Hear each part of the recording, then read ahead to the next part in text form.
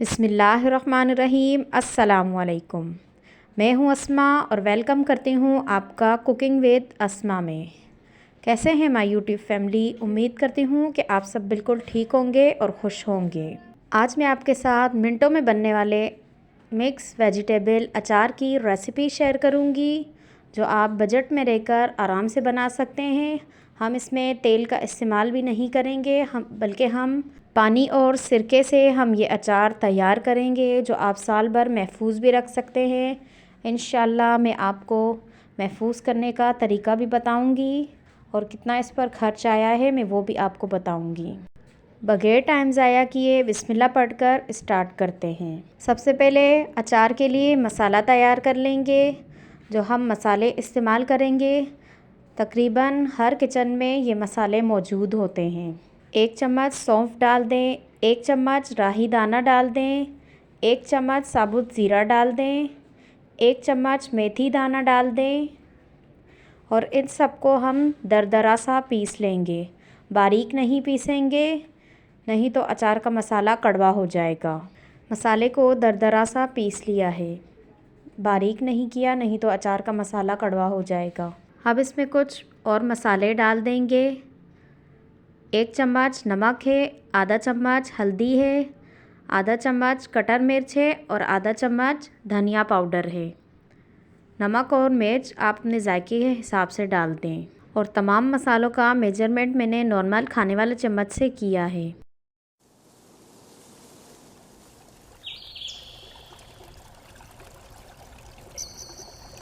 अब इसमें 1 चम्मच कलौंजी डाल दें और अच्छे से मिक्स करके एक साइड पर रख दें। अब हम सब्जियों की कटिंग कर लेंगे। बड़े साइज़ का एक लहसुन का बंच है, लेमन है 3 दाने, अगर ग्राम में देखे जाएं तो ये 100 ग्राम होंगे। गाजर 300 ग्राम है और हरी मिर्च है मोटी वाली 250 ग्राम। सबसे पहले हम लेमन की कटिंग कर देंगे। लेमन को 8 हिस्सों में तकसीम किया है।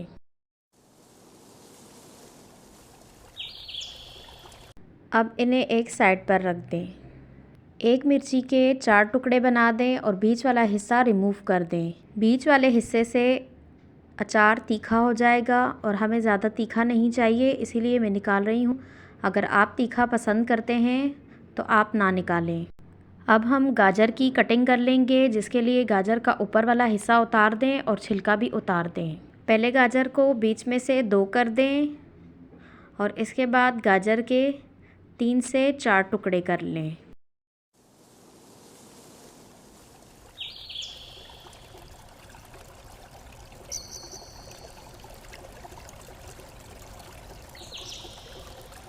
अब बाकी की तमाम सब्ज़ियों की कटिंग भी इसी तरह से कर लें। अब हमारी तमाम सब्ज़ियों की कटिंग हो गई है। लहसुन को भी स्लाइस में कट किया है। एक लहसुन को 2 से 3 पीस में तकसीम कर दिया है। सबसे पहले चूल्हा जला दें।